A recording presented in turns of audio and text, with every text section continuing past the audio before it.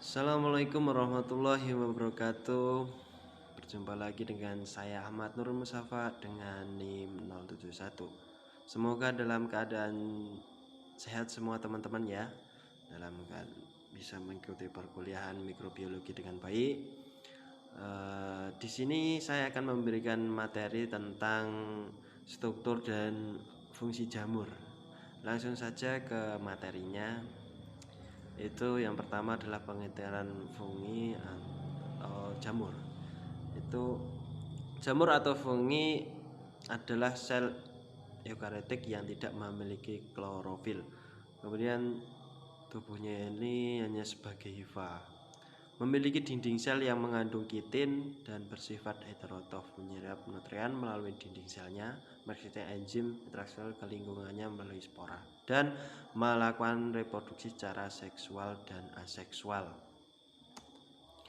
Kemudian struktur fungi ini bisa kita lihat di situ, ada hifa, inti sel dan septa, ada juga miselium, cincin. Bisa bila ketemu di kehidupan sehari-hari teman-teman bisa menemukan jamur, melihat jamur di lingkungan ini, strukturnya seperti ini. Kita bahas dari yang pertama, yaitu struktur hifa. Ini struktur hifa itu dibagi menjadi dua, yaitu hifa bersekat dan hifa tak bersekat. Hifa bersekat sendiri ini itu cirinya ada septa. Septa ini merupakan sekat atau pembatas pada hifa. Nah, septa ini memiliki ukuran besar yang dapat dilewati ribosom dan mitokondria. Namun pada filum Zygomicota ini hifa tidak bersekat. Hifa tanpa sekat disebut dengan hifa senositik. Kemudian septa pada jamur memiliki pori yang cukup besar sehingga organel sel dapat mengalir dari sel ke sel lainnya. Kemudian di situ ada dinding sel. Apabila cirinya ini ya, cirinya pada dinding sel pada jamur itu di sini ada chitin. Kemudian bagian lain itu ada manoprotein, glucan, terus membran protein. Apabila di tumbuhan ini, di jamur ini, cirinya itu dia ada chitinnya, ya kan. Kemudian fungsi hifa dan miselium.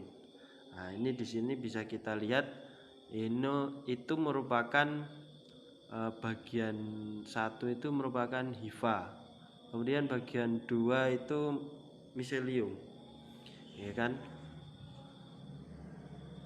Dan itu adalah bentuk jamurnya. Fungsinya ini, fungsi hifa ini adalah untuk menyerap nutrisi dan sebagai alat reproduksi vegetatif. Kalau miselium ini adalah untuk menyerap makanan dari organisme lain atau sisa-sisa organisme. Kemudian jamur ini tidak digolongkan dalam kelompok tumbuhan karena tidak mempunyai klorofil dan tidak dapat berfotosintesis, ya. Ingat, bukan tumbuhan ya. Kemudian dari cara memperoleh nutrisi atau makanan, ya kan, fungi ini terspesialisasi menjadi 1. Sporofit, 2. fungi parasit, dan fungi simbiosis mutualisme. Ya, kalau sporofit itu merugikan sisa bagian makhluk hidup yang sudah mati. Kemudian parasit itu mengambil nutrisi dari makhluk yang masih ditumpanginya. Kemudian simbiosis ini menyerap nutrisi dari inang dan juga menguntungkan inangnya, kan. Lanjut, untuk ukuran jamur itu Jamur mikroskopis adalah yang hanya dapat dilihat dengan bantuan mikroskop. Jadi ada jamur yang sangat kecil teman-teman. Itu misalnya itu ini jamur tempe, terus abelugus, jamur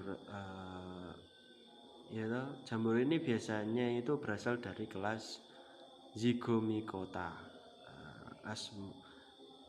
Ascomycota dan Deuteronicota. Kemudian jamur makroskopis atau jamur yang bisa kita lihat dengan kasat mata ya, atau mata telanjang. Ini contoh jamur makroskopnya berasal dari kelompok Basidinicota, yaitu jamur merang, jamur kuping, jamur tiram, dan masih banyak lagi jamur. Nah, ini bisa kita lihat, ini adalah contoh-contoh dari jamur yang ukurannya kecil dan jamur yang bisa kita lihat dengan kasat mata di lingkungan kita. Ya, ada jamur payung dan jamur batu. Kemudian pada reproduksi itu ada aseksual. Di situ bagian-bagian dari aseksual yaitu ada budding, kemudian conidia, spadon. Pada seksual itu aspora dan kemudian yang pertama itu kita bahas dulu yang seksual, itu melalui kontak gametagium dan konjugasi. Kontak gametagium mengakibatkan terjadi singami, yaitu persatuan sel dari dua individu. Singami terjadi dalam dua tahap. Tahap yang pertama itu plasmogami, peleburan sitoplasma, dan tahap kedua adalah karyogami atau peleburan inti. Setelah plasmogami terjadi, inti sel dari masing-masing induk bersatu tetapi tidak melebur dan membentuk dikarion. Kemudian pasangan inti dalam sel dikarion atau miselium akan membelah dalam waktu beberapa bulan hingga beberapa tahun. Akhirnya inti sel melebur membentuk sel diploid yang segera melakukan pembelahan mitosis. Dan sementara untuk produksi aseksual dengan spora, yaitu jamur menghasilkan spora jamur berbeda-beda bentuk dan ukurannya dan biasanya uniseluler, tetapi ada pula multiseluler apabila kondisi habitat sesuai. Jamur dengan cara memproduksi sejumlah besar spora aseksual terdapat terbawa air atau angin. Bila mendapatkan tempat yang cocok, maka spora akan bercabang dan tumbuh. Nah, di sini bisa kita lihat ini adalah gambar tentang reproduksi aseksual dan reproduksi seksual, ya kan. Kemudian peranan jamur atau fungsi jamur itu ada yang menguntungkan dan merugikan. Yang pertama itu menguntungkan, seperti jamur Valvariella volvagia, jamur merang itu berguna sebagai bahan pangan, ya toh, karena berprotein tinggi. Kemudian ada Rhizopus dan mucor, itu berguna dalam industri bahan makanan, yaitu dalam pembuatan tempe dan oncom, ya kan. Kemudian Khamir Saccharomyces, ya, berguna sebagai fermentor dalam industri keju, roti, bir, ya. Dan Penicillium notatum berguna sebagai penghasil antibiotik, ya. Hygrophobus dan Lycopodium pertalutum berguna sebagai dekomposer. Namun juga ada yang merugikan. Ini adalah contoh-contoh jamur yang merugikan. Ini ada Pythium ya, sebagai hama bibit. Kemudian teman-teman bisa membaca sendiri, ini adalah jamur-jamur yang merugikan bagi tumbuhan, bagi yang sangat merugikan ya, baik untuk tanaman atau penyakit, ya kan, ada paru-paru untuk manusia, kemudian tian, sariwan, dan sebagainya. Mungkin itu saja yang bisa saya sampaikan. Bila banyak salah kata, saya mohon maaf. Ya, semoga bermanfaat dan bisa menjadi pembelajaran bagi kita semua. Terima kasih. Saya akhiri.